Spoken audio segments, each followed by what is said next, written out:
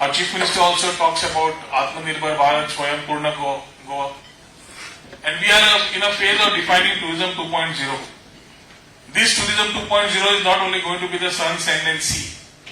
As a IT minister, we have added sun, sand, sea and software. When it comes to the beaches, there are a lot of things that people expect. We have lovely shacks around. Goan cuisine is something which people trust upon. Come here to try, taste. There are a lot of foodies. And foodies are the new guys who come in and talk about places as influencers.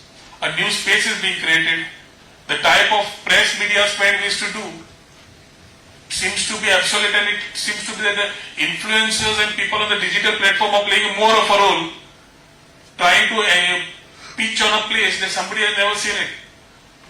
The Dudhsagar waterfall in my friend's constituency is one of the best locations.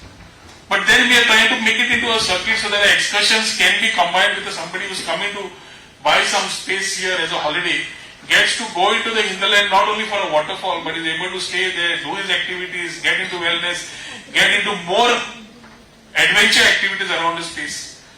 So I look forward to your valuable inputs from the time to time to appeal to all of you to help the endeavors of Goa government to adding the more dimensions in the brand Goa in a favorite tourist destination. I think all of you will always support for the state of Goa in our future journey.